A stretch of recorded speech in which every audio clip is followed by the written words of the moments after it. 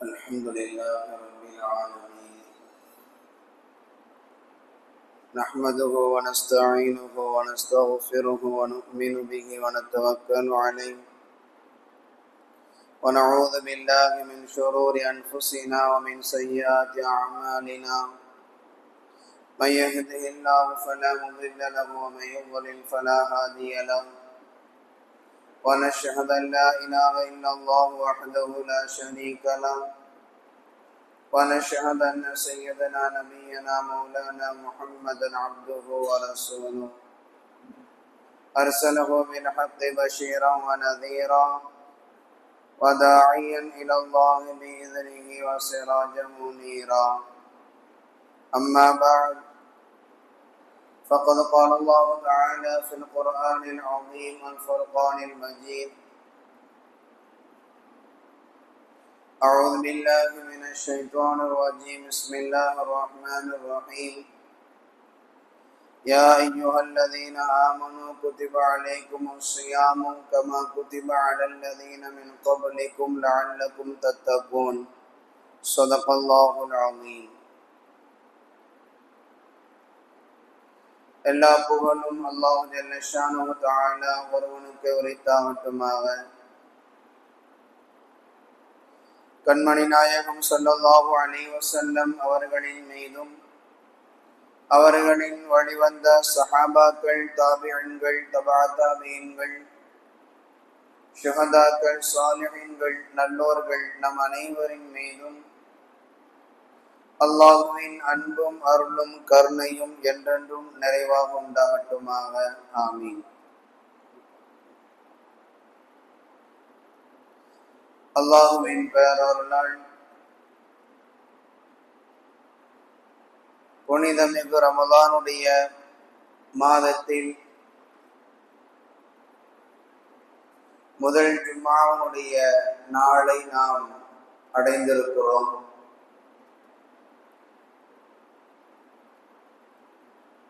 அல்லாஹு ஜல்ல ஷானஹு தஆலா நம்மீது செய்திருக்கக்கூடிய மிக பெரும் பேரருள்களின் ஒன்றாக நாம் இதை எண்ணி பார்ப்பதற்கு கடமைப்பட்டிருக்கிறோம். ஏனென்றால் ரமலானுடைய மாதத்தை அடைந்து கொள்ளுதல் என்பது அவ்வளவு ஒரு முக்கியமான ஒன்று. எந்த அளவுக்கு என்றால், பல பெரியார்கள், நல்லோர்கள் எல்லாம் இந்த மாதத்தை அடைய வேண்டும் என்று, அடைந்து நல்ல அமல்கள் அதிகமாக செய்ய வேண்டும் என்று பலர்களும் அல்லாஹ்விடத்திலே நீண்ட காலங்கள் துஆக்கள் செய்த செய்திகள் எல்லாம் நாம் வரலாற்றிலே பார்க்க முடிகிறது. எனவே அல்லாஹ் நமக்கு இந்த ரமலானுடைய மாதத்தை அடைந்து கொள்ளக்கூடிய பாக்கியத்தை அல்லாஹ் தந்திருக்கிறான் என்றால், நாம் இதை நல்லதொரு வாய்ப்பாக பயன்படுத்தி கொண்டு நல்ல அமல்கள் அதிகமாக செய்ய வேண்டும். எந்த அளவுக்கு என்றால், நம்முடைய சக்திக்கு உட்பட்ட அளவுக்கு என்பது இல்லாமல் அதையும் தாண்டி எந்த அளவுக்கு அதிகமாக நம்மளால் முடியுமோ அந்த அளவுக்கு சிரமத்தை எடுத்துக்கொண்டாவது நல்ல அமல்களை இந்த மாதத்தில் அதிகமாக செய்ய வேண்டும். காரணம், ரமலானுடைய மாதத்தினுடைய அமல்கள் ரசூல் ஸல்லல்லாஹு அலைஹி வஸல்லம் அவர்களுடைய அமல்களாக இருந்தாலும் சரி, அல்லது சஹாபாக்களின் அமல்களாக இருந்தாலும் சரி, அல்லது அவர்களுக்கு பின்னால் வாழ்ந்த இமாம்கள், பெரியோர்கள், நல்லோர்களினுடைய அமல்களாக இருந்தாலும் சரி, கூடுதல் சிரமத்தை எடுத்துக்கொண்டு அமல்கள் செய்திருக்கிறார்கள் என்பதை ஹதீஸின் மூலமாகவும் வரலாற்றின் மூலமாகவும் நாம் பார்க்க முடிகிறது. ரசூல் ஸல்லல்லாஹு அலைஹி வஸல்லம் அவர்களை பற்றி நிறைய ஹதீஸுகள் உண்டு. ரமலானுடைய மாதம் வந்துவிட்டது என்றால் அவர்களுடைய அமல்கள் எந்த அளவுக்கு கூடுதலாக இருக்கும் என்பது பற்றி நிறைய செய்திகள் உண்டு. தங்களுடைய கைலியை தாங்கள் தங்களுடைய கீழாடையை மிக இறுக்கமாக அணிந்து கொண்டு நல்ல அமல்கள் அதிகமாக செய்வார்கள் என்கிற செய்திகள் எல்லாம் ஹதீசுகளில் பார்க்க முடிகிறது. அதே போன்று சஹாபாக்களுக்கு மத்தியில் ரமதானுடைய மாதத்தில் நல்ல அமல்கள் செய்வதற்காக வேண்டி ஒருவருக்கொருவர் இபாதத்துகளில் போட்டிகள் ஏற்படுத்தி கொள்வார்கள். மற்றவர்களை விட கூடுதலாக நல்ல அமல்கள் செய்ய வேண்டும் என்கிற ஆசையும் ஆர்வமும் சஹாபாக்களுக்கு இருந்தது. அமல்கள் ரீதியாக தங்களுக்கு மத்தியிலே போட்டியை ஏற்படுத்தி கொள்வார்கள் என்கிற செய்திகள் எல்லாம் நாம் பார்க்க முடிகிறது. ஹஸரத் உமர் ரலியல்லாஹு அன்ஹு அவர்கள் ஆண்களுக்கு தராவீஹினுடைய தொழுக வைப்பதற்காக வேண்டி இமாமாக உபய் இப்னு கஅப் ரலியல்லாஹு அன்ஹு அவர்களை நியமித்தார்கள். உபய் இப்னு கஅப் ரலியல்லாஹு அன்ஹு அவர்கள் ரமலானுடைய மாதத்தில் ஆண்களுக்காக வேண்டி தராவீஹினுடைய தொழுகையை மஸ்ஜித் நபவியில வைப்பார்கள். அதே போன்று பெண்களுக்காக வேண்டியும் அதிகமாக அவர்கள் இவாதத்தின் மீது மிகவும் ஆசையோடும் ஆவலோடும் இருந்ததினால் அவர்களுக்காக வேண்டி தமீமுத்தாரி ரலியல்லாஹு அன்ஹு என்று சொல்லக்கூடிய ஒரு சஹாபியை இமாமாக நியமித்து அவர்களையும் தனியாக ஒரு ஜமாஅத்தாக தொழுவதற்கான ஒரு வழியை ஹஸரத் உமர் ரலியல்லாஹு அன்ஹு அவர்கள் ஏற்படுத்தி கொடுத்தார்கள். செய்தி என்னவென்றால், இந்த இரண்டு சஹாபாக்களுக்கு மத்தியிலே இபாதத்துகளிலே கடுமையான போட்டி நிலவியது. எந்த அளவுக்கு இருவர்களுக்கு மத்தியிலே போட்டி இருக்கும் என்றால், இருவர்களும் தராவீஹுடைய தொழுக வைப்பார்கள். ஒருவருக்கொருவர் போட்டி போட்டுக் கொண்டு நிறைய ஜுஸூக்களை நிறைய சூறாக்களை ஓதுவார்கள். அதிகாலை நேரம் சஹருக்கு மட்டுமே இடைவெளி விடுகிற அளவிற்கு சில நாட்களில் அந்த அளவிற்கு சிரமத்தை எடுத்துக்கொண்டு இருவர்களும் ஒருவருக்கொருவர் போட்டி போட்டுக் கொண்டு தொழுகை வைப்பார்கள் என்று ஹதீசுகள்ல பார்க்க முடிகிறது. சஹாபாக்கள் சொல்லுவார்கள், சஹருடைய உணவை சாப்பிடுவதற்கு எங்களுக்கு அதிகபட்சமாக ஒரு 50 ஆயத்துகள் ஓதுகிற அளவிற்குத்தான் எங்களுக்கு நேரம் இருக்கும். ஒரு 50 ஆயத்துகள் ஓதுகிற அளவுக்குத்தான் எங்களுக்கு நேரம் இருக்கும். அந்த அளவுக்கு உபய் இப்னு கஅப் ரலியல்லாஹு அன்ஹு அவர்கள் நீண்ட நேரம் ஓதிக்கொண்டு தொழுகை நடத்துவார்கள், எங்களுக்கு இமாமத்து செய்வார்கள் என்று சொல்றாங்க. சில சமயங்களில் சில நேரங்களில் எங்களுக்கு எங்கு சஹருடைய உணவு சாப்பிடுவதற்கு நேரம் கிடைக்காதோ என்று நாங்கள் எண்ணுகிற அளவிற்கு நீண்ட நேரங்கள் கிராத்தை சூறாக்களை அதிகமாக ஓதிக்கொண்டே இருப்பார்கள். இது ரமலானுடைய மாதத்தில் நடக்கக்கூடிய அமல்கள். சஹாபாக்கள் இந்த அளவிற்கு ரமலானுடைய மாதத்தில் போட்டிகளை ஏற்படுத்தி கொண்டு எந்த அளவுக்கு நல்ல அமல்கள் அதிகமாக செய்ய முடியுமோ அந்த அளவுக்கு கூடுதலாக சிரமத்தை எடுத்துக்கொண்டு அமல்கள் செய்தார்கள் என்று நாம் ஹதீசுகள்ல பார்க்கிறோம். எனவே நாம் இந்த மாதத்தை அல்லாஹ் நமக்கு அடையக்கூடிய பாக்கியத்தை தந்திருக்கிறான். இதை பேரருளாக நாம் நினைத்து கொண்டு நல்ல அமல்களின் மீது அதிகமாக கவனம் செலுத்த வேண்டும். தொழுகுவது, நோன்பு நோற்பது, தான தர்மங்கள் அதிகமாக கொடுப்பது, குர்ஆன் ஓதுவது, நஃபிலான வணக்கங்களின் மீது கவனம் செலுத்துவது மற்ற மாதங்களில் நாம் செய்திருக்க மாட்டோம். ஆனால் இந்த மாதங்களில் அதிகமாக அவைகளின் மீது கூடுதல் கவனத்தை ஏற்படுத்தி கொண்டு நல்ல அமல்கள் செய்வதற்கு நாம் நம்மை தயார்படுத்தி கொள்ள வேண்டும். இது ஒரு சாதாரணமான ஒரு மாதம் அல்ல, நமக்கு நிறைய நன்மைகளை பெற்று தரக்கூடிய ஒரு மாதம். எனவே இதை நாம் நல்ல வாய்ப்பாக நாம் பயன்படுத்தி கொள்ள வேண்டும்.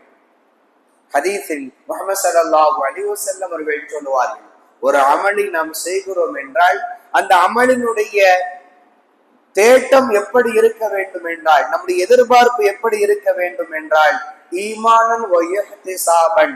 ரசூல் ஸல்லல்லாஹு அலைஹி வஸல்லம் அவர்கள் சொல்லுவார்கள், ஈமானோடு நம்பிக்கையோடு அமல் செய்ய வேண்டும், அதே போன்ற நன்மையை எதிர்பார்த்து அமல் செய்ய வேண்டும். மன் ஸாம ரமலான, ரசூல் ஸல்லல்லாஹு அலைஹி வஸல்லம் அவர்கள் சொல்வார்கள், எந்த மனிதர் ரமலானுடைய மாதத்தில் நோன்பு நோக்கிறார், ஈமானன் வ இஹ்திசாபன், நம்பிக்கையோடு அதே சமயம் நன்மையை எதிர்பார்த்தவராக நல்ல அமல்கள் நோன்பு நோக்கிறார் என்றால் அவர் முன் செய்த பாவங்கள் அனைத்தும் மன்னிக்கப்படும். ரசூல் ஸல்லல்லாஹு அலைஹி வஸல்லம் அவர்கள் சொல்லக்கூடிய வார்த்தை. நம்முடைய அமல்கள் எப்படி இருக்க வேண்டும் என்றால் ஈமானோடு இருக்க வேண்டும், அதே சமயம் நன்மையை எதிர்பார்த்து இருக்கணும். நாம் அமல் செய்கிறோம், நோன்பு நோக்கிருக்கிறோம், நோன்பாளியாக இருக்கிறோம் என்றால் இதனுடைய நன்மையை அல்லாஹ்விடத்திலே எதிர்பார்த்தவர்களாக நாம் அமல் செய்யும் பொழுது அல்லாஹ்விடத்திலே கூடுதலான கூலியை நாம் பெற்றுக் கொள்ள முடியும். ஒவ்வொரு அமல்களிலேயும் இந்த நம்பிக்கை மட்டும்தான் இருக்க வேண்டுமே தவிர இதை கடந்து மற்ற எந்த முகஸ்துதியோ மற்ற தவறான எந்த எண்ணங்கள் நமக்குள் இருக்கக்கூடாது. நாம் அமல் செய்யும் பொழுது நோன்பாளியாக நோன்பு நோக்கிருக்கிறோம் என்றால் நோன்பின் மூலமாக அல்லாஹ்வினுடைய நெருக்கத்தை, அல்லாஹ்வினுடைய அன்பை பெற வேண்டும், அவனுடைய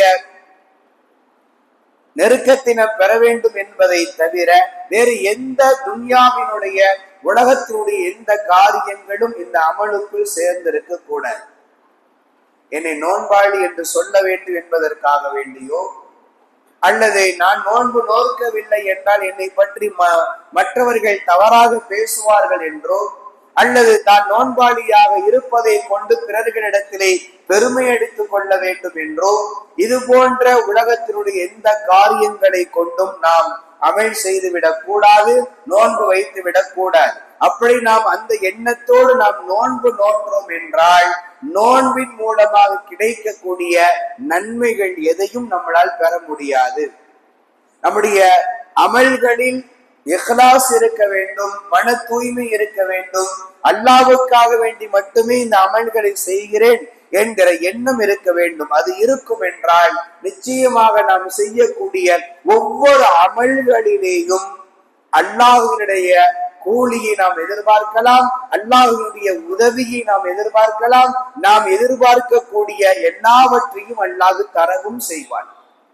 நாம் என்ன எதிர்பார்க்கிறோமோ அதுவும் நமக்கு கிடைக்கும். ஆனால் இபாதத்துகள், வணக்கங்கள் அனைத்தும் அல்லாஹ்வுக்காக வேண்டி மட்டும் இருக்க வேண்டும். மற்ற எந்த முகஸ்துதியான எண்ணங்கள் எதுவுமே இருக்கக்கூடாது.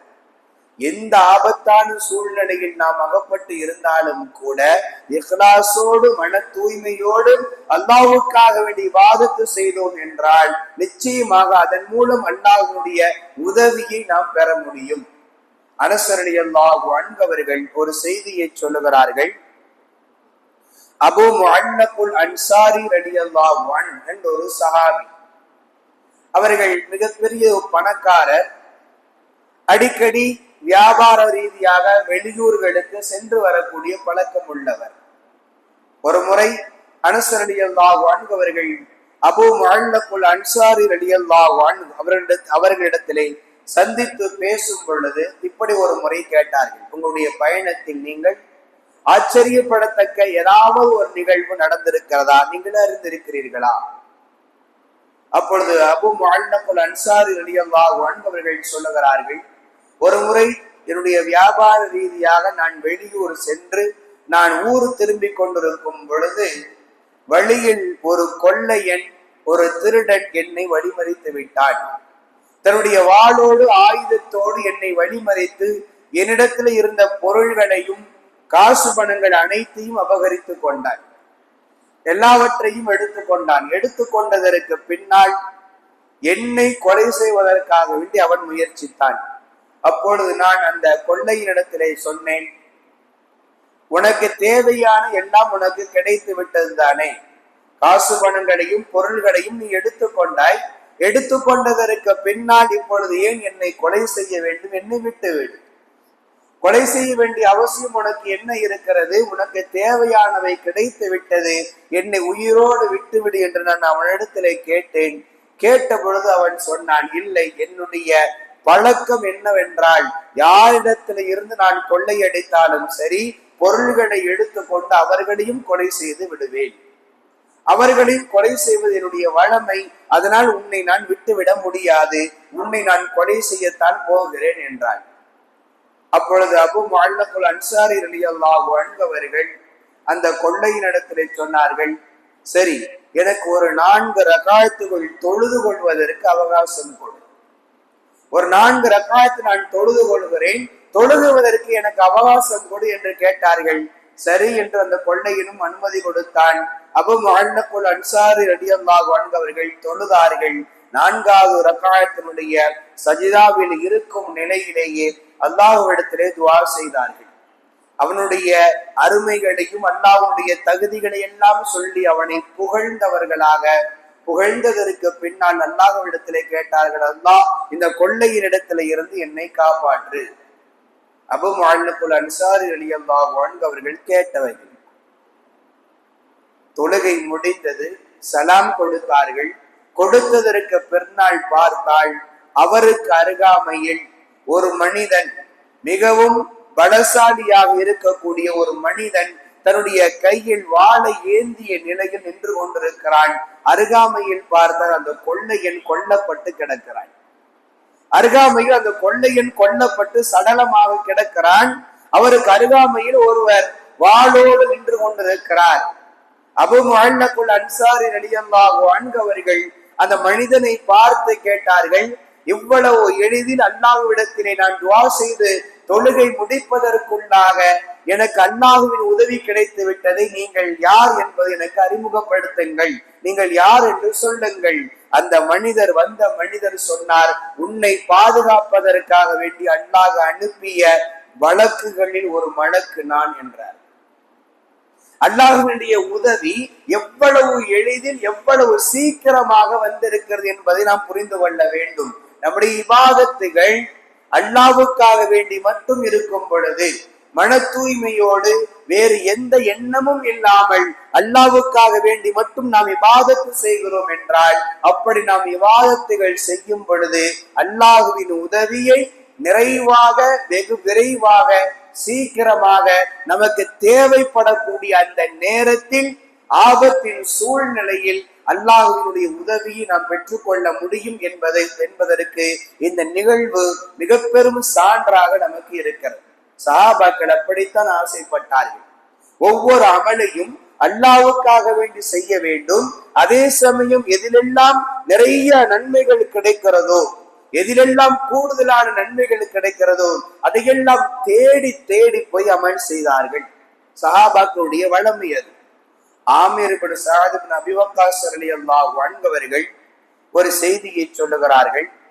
நான் அப்துல்லாஹ் இப்னு உமர் ரலியல்லாஹு அன்ஹுமா அவர்களோடு இருக்கும் பொழுது கப்பாப் அல் மதனி ரலியல்லாஹு அன்ஹு என்கிற ஒரு சஹாபி வந்தார்.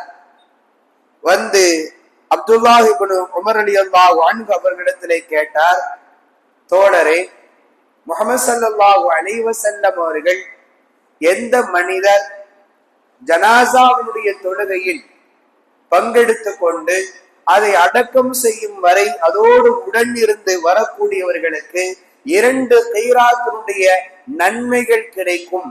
அதாவது ஒரு கீராத் என்றால் உஹது மலை அளவுக்குண்டான நன்மைகள். அதே போல் அதன் அளவில் 2 கீராத்தினுடைய நன்மைகள் கிடைக்கும் என்று நபி ஸல்லல்லாஹு அலைஹி வஸல்லம் அவர்கள் சொல்லி இருக்கிறார்களா, அதை நீங்கள் அறிந்திருக்கிறீர்களா என்று கப்பாப் அல் மதனி ரலியல்லாஹு அன்ஹு அப்துல்லாஹ் இப்னு உமர் ரலியல்லாஹு இடத்திலே கேட்கிறார்கள். கேட்கும் பொழுது அப்துல்லாஹ் இப்னு உமர் ரலியல்லாஹு அன்ஹு அவர்கள் சொல்லுகிறார்கள், இதை பற்றிய செய்தியை நாம் ரசூலுல்லாஹ்வினுடைய மனைவியாக இருக்கக்கூடிய அன்னை ஆயிஷா ரலியல்லாஹு அன்ஹா அவர்களிடத்திலே சென்று நாம் கேட்கலாம் என்று சொல்லி அப்துல்லாஹ் இப்னு உமர் ரலியல்லாஹு கப்பாப் ரலியல்லாஹுவை அனுப்பி வைக்கிறார்கள். நீங்கள் ஆயிஷா ரலியல்லாஹு இடத்திலே சென்று கேட்டு வாருங்கள். கேட்டதற்கு பின்னால் என்ன பதில் சொன்னார்கள் என்பதை வந்து என்னிடத்திலே சொல்லிவிட்டு செல்லுங்கள் என்று சொல்லி அனுப்பி வைக்கிறார்கள். கப்பாப் ரலியல்லாஹு அன்ஹு அவர்கள் ஆயிஷா ரலியல்லாஹு அன்ஹா அவர்களிடத்திலே சென்று இந்த ஹதீஸை சொல்லி ஜனாசாவினுடைய தொழுகையில் கலந்து கொண்டு அதை அடக்கம் செய்யும் வரை இருக்கக்கூடிய மனிதனுக்கு 2 கீராத்தின் நன்மைகள் இருக்கிறது என்று ரசூலுல்லாஹ் சொல்லி இருக்கிறார்களா என்கிற ஹதீஸ் எங்களுக்கு வேண்டும் என்று கேட்க அன்னை ஆயிஷா ரலியல்லாஹு அன்ஹா அவர்கள் ஆம் சொல்லி இருக்கிறார்கள், இது ரசூலுல்லாஹ்வின் வார்த்தை தான் என்று ஆயிஷா ரலியல்லாஹு பதில் சொன்னாங்க. சொன்னதற்கு பின்னால் இந்த தகவலை கப்பாப் ரலியல்லாஹு அப்துல்லாஹ் இப்னு உமர் ரலியல்லாஹு அன்ஹு அவர்களிடத்திலே வந்து சொன்னார்கள். சொன்ன பொழுது கேட்டுவிட்டு கவலைப்பட்டவர்களாக அப்துல்லாஹ் இப்னு உமர் ரலியல்லாஹு அன்ஹு அவர்கள் சொன்னார்கள், அப்படி என்றால் நாம் பல கீராத்தினுடைய நன்மைகளை இதுவரை நாம் இழந்து விட்டோமே, இதுவரை பல ஜனாசாவினுடைய தொழுகைகளை தொழுகாமல் நாம் தவறவிட்டு விட்டோமே என்று வருத்தப்பட்டு சொன்னார்கள் என்கிற செய்திகள் ஹதீஸ்ல பதிவு செய்யப்பட்டிருக்கிறது. இதை நமக்கு எதை உணர்த்துகிறது என்றால், சஹாபாக்கள் நன்மைகள் எங்கெல்லாம் கிடைக்கிறதோ, எந்த அமல்களை செய்வதன் மூலமாக நன்மைகள் எல்லாம் கிடைக்குமோ அதையெல்லாம் தேடி தேடி அறிந்து கொண்டு அந்த அமல்களை செய்வதில் ஆர்வம் காட்டினார்கள், அந்த அமல்களை செய்வதில் ஆர்வம் காட்டினார்கள். இப்படி ஒரு செய்தி, ஜனாசாவுடைய தொழுகையில் கலந்து கொள்வதன் மூலம் கீராத்தினுடைய நன்மைகள் கிடைக்கும் என்கிற தகவல் அறிந்த பொழுது பல தொழுகைகளை நாம் தவறவிட்டோமே என்கிற வருத்தம் அவர்களுக்கு வருகிறது என்றால், முன்பே இது தெரிந்திருந்தால் எல்லா ஜனாசாவுடைய தொழுகையிலையும் நாம் கலந்திருக்கலாம் இல்லையா என்கிற ஆவலும் ஆசையும் தான் அவர்களுடைய நாவில இப்படி ஒரு வார்த்தைகளை சொல்ல வைத்தது. நாம் புரிந்து கொள்ள வேண்டும், சஹாபாக்களினுடைய நிலை அதுதான். நல்ல அமல்கள் எங்கெல்லாம் தேடி சென்று பெற முடியுமோ, பெற்றுக்கொள்ள முடியுமோ, அமல்கள் செய்ய முடியுமோ அங்கெல்லாம் சென்றார்கள், அமல்கள் செய்தார்கள், நிறைவான கூலிகளை பெற்றுக் கொண்டார்கள். நாமும் நம்முடைய வாழ்க்கையில் இப்படித்தான் இருக்க வேண்டும். நல்ல அமல்கள் எங்கெல்லாம் கிடைக்குமோ அங்கெல்லாம் சென்று நல்ல அமல்களை செய்து அல்லாஹ்வுடைய நெருக்கத்தை நாம் பெற வேண்டும். தவற விட்டுவிடக் கூடாது. மிக முக்கியமாக இந்த ரமலானுடைய மாதத்தில் எந்த அமல்களையும் தவறவிடக் கூடாது. சாதாரணமான நஃபிலான வணக்கங்களில் இருந்து குர்ஆன் ஓதுவது, தொழுகுவது, தான தர்மங்கள் கொடுப்பது, இன்னும் எத்தனை அமல்கள் செய்ய முடியுமோ அத்தனை அமல்களையும் நிறைவாக செய்ய வேண்டும். சஹாபாக்கள் பெரியார்களுடைய வாழ்க்கையினுடைய வரலாறுகள் எல்லாம் நமக்கு அதைத்தான் உணர்த்துகிறது. ஒவ்வொரு அமல்களின் மீதும் அவர்களுக்கு இருந்த ஆவல், அவர்களுக்கு இருந்த ஆசையை நாம் பார்க்கும் பொழுது நாம் மெய்சிலிர்த்து போய்விடுகிறோம். ஆனால் நாம் கவனக்குறைவாக இருக்கிறோம். நம்முடைய வாழ்க்கையில் நல்ல அமல்கள் செய்வதிலே மிகுந்த கவனக்குறைவு நமக்குள் நிலவி கொண்டிருக்கிறது.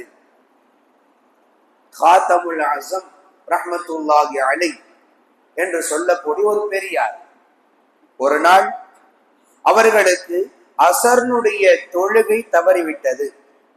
இமாம் ஜமாத்தோடு தொழுகக்கூடிய தொழுகை என்பது தவறிவிட்டது, சேர்ந்து தொழுக முடியல. அதனால் தனியாக அவர்கள் வீட்டிலே தொழுகிறார்கள். வீட்டிலே தொழுவதற்கு பின்னால் தேம்பி தேம்பி அழுது கொண்டே இருக்கிறார்கள். காத்தமுல் அஸம் ரஹ்மத்துல்லாஹி அலைஹி தேம்பி தேம்பி அழுகிறார்கள். எதற்காக வேண்டி அழுகிறார்கள் என்றால், ஒரு நேரம் இமாம் ஜமாத்துடைய தொழுகையை தவற விட்டு விட்டோமே என்று சொல்லி அழுகிறாங்க. நீண்ட நேரம் அழுததற்கு பின்னால் கவலை தோய்ந்தவர்களாக வெளியில வந்து பார்க்கிறார்கள். பார்த்தால் அவர்களுடைய சீடர்களில் சிலர்கள் வாசல்ல வந்து நின்று கொண்டிருக்கிறார்கள். நின்று கொண்டு கேட்கிறாங்க, இன்றைக்கு நீங்கள் அசருடைய தொழுகைக்கு மஸ்ஜிதுக்கு நீங்கள் வரவில்லையே என்று கேட்கிறாங்க. கேட்டதும் மீண்டும் அழுக ஆரம்பித்து விட்டார்கள். இந்த கேள்வியை கேட்டதும், தோழர்கள் இந்த கேள்வியை கேட்டதும் இவர்கள் அழுக ஆரம்பித்து விட்டார்கள். ஏன் அழுகிறீர்கள் என்று காரணம் கேட்கும் பொழுது சொல்றாங்க, காத்தமுல் அஸம் ரஹ்மத்துல்லாஹி அலைஹி அவர்கள் சொல்கிறார்கள், என்னுடைய குடும்பத்தில் யாராவது ஒருவர் மரணித்து போயிருந்தால், என்னுடைய குடும்பத்தில் யாராவது ஒருவர் மரணித்து போயிருந்தால் என்னுடைய வீட்டு வாசலில் எவ்வளவு பெரிய கூட்டம் ஒன்று கூடி நின்று கொண்டு என்னிடத்திலே துக்கம் விசாரித்துக் கொண்டிருக்கும். ஆனால் நான் ஒரு நேர தொழுகையை தவற விட்டு விட்டேன். ஆனால் என்னிடத்திலே வந்து ஏன் தொழுகைக்கு நீங்கள் வரவில்லை என்று கேட்பவர்கள் மிக சொற்ப நபர்கள் தானே இருக்கிறீர்கள், மிக சொற்பமான நபர்கள் தானே இருக்கிறீர்கள் என்று அந்த கவலையை வெளிப்படுத்தி இவர்கள் அழுகிறார்கள். இவர்கள் சொல்ல வரக்கூடிய செய்தி என்னவென்றால், என்னுடைய குடும்பத்திலே ஒரு மரணம் ஏற்பட்டிருந்தால் கூட நான் இவ்வளவு கவலைப்பட்டிருக்க மாட்டேன். ஆனால் அதை விட கூடுதலான கவலை எனக்குள் எதனால் ஏற்பட்டிருக்கிறது என்றால், ஒரு நேர தொழுகையை ஜமாத்தை விட்டதற்காக வேண்டி ஏற்பட்டிருக்கிறது என்று காத்தமுல் அஸம் ரஹ்மத்துல்லாஹி அலைஹி அவர்கள் கவலையை வெளிப்படுத்தி அழுகிறார்கள் என்றால் நாம் புரிந்து கொள்ள வேண்டும், இபாதத்துகள் என்பது எவ்வளவு முக்கியத்துவம் வாய்ந்தவை என்பதை நாம் புரிந்து கொள்ள வேண்டும். நாம் செய்யக்கூடிய ஒவ்வொரு இபாதத்துகளும் சாதாரணமானவை அல்ல. நாம் மட்டும் செய்யக்கூடிய ஒரு இபாதத் அல்ல, நம்முடைய முன்னோர்கள் செய்தார்கள், அவர்களின் முன்னோர்கள் செய்தார்கள், இமாம்கள் செய்தார்கள், சஹாபாக்கள் செய்தார்கள், நபிமார்கள் செய்தார்கள். அந்த நபிமார்கள் செய்த இபாதத்துகளை தான் அல்லாஹ் நமக்கும் இபாதத்தாக தந்திருக்கிறான். நாம செய்யக்கூடிய தொழுகையோ, நோன்பு நோற்பதோ, ஜகாத்து கொடுப்பதோ, தான தர்மங்கள் செய்வதோ, இன்னபிற எல்லா இபாதத்துகளும் செய்யக்கூடிய அனைத்தும் ஏதோ நாம் செய்யக்கூடிய ஒன்றல்ல, நாம் மட்டும் செய்யக்கூடிய ஒன்றல்ல. நமக்கு முன்னால் வாழ்ந்த எல்லா நல்லடியார்களும் சஹாபாக்களும் நபிமார்களும் செய்த இபாதத்.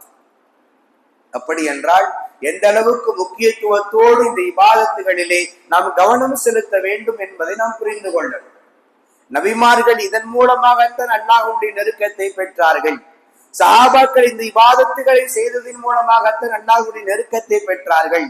இமாம்கள் இந்த இபாதத்துகளை செய்வதன் மூலமாகத்தான் அல்லாஹ்வுடைய அன்பை பெற்றார்கள். எனவே நாமும் அல்லாஹ்வுடைய அன்பையும் நெருக்கத்தையும் பெற வேண்டும் என்றால், நாளை மறுமையில் மௌத்துக்கு பின்னால் சொர்க்கத்தை பெற வேண்டும் என்றால் நாம் இந்த இபாதத்துகளை நியமமாக செய்ய வேண்டும், முறையாக செய்ய வேண்டும். எந்த விதமான குறைகளும் நிகழ்ந்து விடாமல் அல்லாஹ்வுக்காக வேண்டி என்கிற அடிப்படையில் வேறு எந்த சிந்தனையும் இல்லாமல் தூய்மையான எண்ணத்தோடு நாம் செய்தோம் என்றால் நிச்சயமாக அல்லாஹ்விடத்திலே மகத்தான கூலியை நாம் பெற முடியும். திருக்குர்ஆனில் அல்லாஹ் சொல்லக்கூடிய ஒன்று அதுதான், நோன்பு என்பது உங்களின் மீது மட்டும் கடமையாக்கப்படவில்லை, உங்களுக்கு முன் வாழ்ந்தவர்களின் மீதும் கடமையாக ஆக்கப்பட்டிருக்கிறது. யா அய்யுஹல்லதீன ஆமனூ குதிப அலைக்குமுஸ் ஸியாமு கமா குதிப அலல்லதீன மின் கப்லிக்கும் லஅல்லக்கும் தத்தகூன். உங்களின் மீது மட்டும் கடமை என்று நினைத்து விடக்கூடாது, உங்களுக்கு முன்னால் வாழ்ந்தவர்களின் மீதும் நோன்பு என்பது கடமையாக ஆக்கப்பட்டிருக்கிறது. அவர்களும் நோன்பு வைத்தார்கள், அவர்களும் நோன்பாளிகளாக இருந்திருக்கிறார்கள். எதற்காக வேண்டி என்றால் லஅல்லக்கும் தத்தகூன், நீங்கள் இறையச்சம் உள்ளவர்களாக ஆகும். நோன்பினுடைய நோக்கம் அல்லாஹ் சொல்லுகிறான், அல்லாஹ்வுடைய பயம் உங்களின் உள்ளத்துல வரும், அல்லாஹ்வுடைய சிந்தனை உங்களின் உள்ளத்திலே வர வேண்டும், நீங்கள் முத்தகீன்களாக ஆக வேண்டும் என்பதுதான் நோன்பினுடைய அடிப்படை நோக்கம். அதற்காக வேண்டித்தான் ஆதம் அலைஹிஸ்ஸலாம் அவர்களில் துவங்கி எல்லா நபிமார்களும் நபிமார்களுடைய சமுதாயமும் நோன்பு வைத்திருக்கிறது. அதைத்தான் அல்லாஹ் நம்மீதும் கடமையாக ஆக்கியிருக்கிறான். நோன்பின் மூலமாக நாம் அடைய வேண்டியவை லஅல்லக்கும் தத்தகூன் என்று சொன்ன முத்தகீன்களாக நாம் மாற வேண்டும். அது எப்பொழுது நாம் மாறுவோம் என்றால் தூய்மையான எண்ணத்தோடு அல்லாஹ்வுக்காக வேண்டி மட்டும் நாம் நோன்பு நோக்கும் பொழுது, வேறு எந்த கலப்படமும் இல்லாமல், துனியாவினுடைய எந்த காரணங்களும் இல்லாமல்.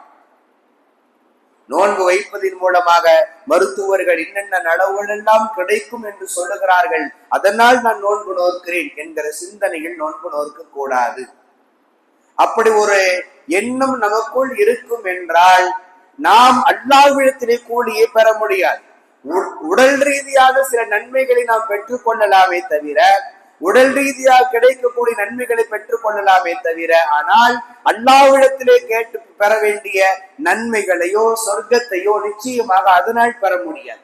ஒரு முஸ்லிமுடைய சிந்தனை எப்படி இருக்க வேண்டும் என்றால், அல்லாஹ் என் மீது கடமையாக ஆக்கியிருக்கிறான் இந்த நோன்பை, எனவே நான் நிச்சயமாக நோன்பு நோற்பேன். லா யுகல்லிஃபுல்லாஹு நஃப்ஸன் இல்லா உஸ்ஸஹா, அல்லாஹ் சொல்லக்கூடிய வார்த்தை. யுரீதுல்லாஹு பிக்குமுல் யுஸ்ர வலா யுரீது பிக்குமுல் உஸ்ர், அல்லாஹ் சொல்லக்கூடிய வார்த்தை. நோன்பை கொண்டு உங்களை அல்லாஹ் சிரமப்படுத்த நாடல.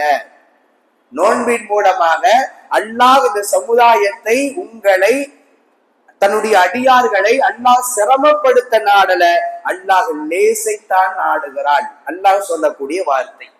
நோன்பின் மூலமாக அல்லாஹ் எதை நமக்கு நாடுகிறான் என்றால் நன்மையை நாடுகிறான், இலகுவைத்தான் தருகிறானே தவிர சிரமத்தை ஏற்படுத்த வேண்டும் என்று அல்லாஹ்வுடைய நாட்டம் இல்லை என்று குர்ஆன் சொல்லுகிறது. எனவே நாம் நோன்பாளிகளாக இருக்கணும். ஒரு நோன்பை கூட காரணம் இல்லாமல் விட்டுவிடவே கூடாது. ஆனால் நமக்கு என்னன்னா, நம்முடைய சிந்தனைகள் என்னவாக இருக்கிறது என்றால், கஷ்டமாக நினைக்கிறோம், சிரமமாக நினைக்கிறோம். சிரமம் அல்ல, அல்லாஹ் இதை லேசு என்று சொல்லுகிறான். உங்களுக்கான இலவு, இதன் மூலமாக கிடைக்கக்கூடிய நன்மைகள் உடல் ரீதியாகவும் அதே சமயம் நாளை மறுமையில் அல்லாஹ்விடத்திலே கிடைக்கக்கூடிய நன்மைகளும் ஏராளமானவை. நீங்கள் அறிந்திருக்கலாம், இன்றைக்கும் கூட நோன்பினுடைய நன்மைகளை அறிந்த பல மருத்துவர்கள் நோன்பு நோக்கிறார்கள். இஸ்லாத்தை தழுவாத நிலையில் பல மருத்துவர்கள் இதனுடைய நன்மைகளை அறிந்து கொண்டு உடல் ரீதியான நன்மைகளை பெற வேண்டும் என்கிற அடிப்படையில் நோன்பு நோக்கிறார்கள்.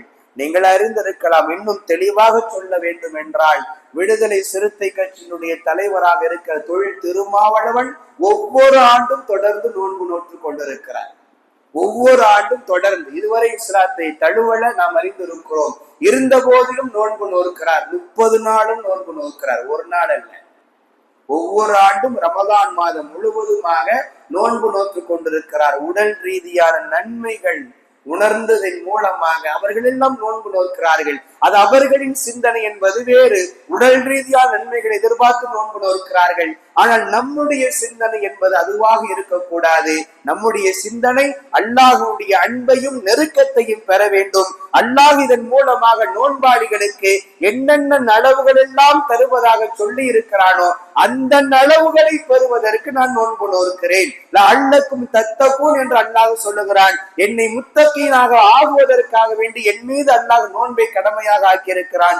எனவே நான் அல்லாஹ்வுக்கு பிரியமான, அல்லாஹ்வுக்கு பயப்படக்கூடிய ஒரு அடியானாக மாறுவதற்கு நான் நோன்பு நோக்கிறேன் என்கிற எண்ணம் தான் நமக்குள் இருக்க வேண்டுமே தவிர உலகத்தினுடைய காரியங்கள் எதுவும் நம்முடைய சிந்தனையில் இருக்கக்கூடாது. எனவே இந்த ரமலானை நாம் அடைந்திருக்கிறோம் என்பது அல்லாஹ் நமக்கு தந்திருக்கக்கூடிய பெரும் பாக்கியம். எனவே இதை நாம் நல்ல விதமாக பயன்படுத்திக் கொள்வோம். அதிகமாக நல்ல அமல்கள் செய்து கொண்டு, மிக முக்கியமாக நோன்பை எந்த பொழுதிலும் எந்த நேரத்திலும் தவற விடாமல், எவ்வளவு சிரமமாக இருந்தாலும் சரி அந்த சிரமத்தை சகித்து கொண்டு தாங்கிக் கொண்டு நோன்பாளிகளாக முழுமையாக எல்லா நாட்களும் நோன்பு வைத்துக் கொண்டு அல்லாஹ்வுடைய அன்பையும் நெருக்கத்தையும் பெறக்கூடிய நல்ல மக்களாக அல்லாஹ் நம் அனைவரையும் ஆக்கி அருள் புரிவானாக. ஆமீன். வாஹிர் தஅவானா அல்ஹம்துலில்லாஹி ரப்பில் ஆலமீன். அஸ்ஸலாமு அலைக்கும் வரஹ்மத்துல்லாஹி வபரகாத்துஹு.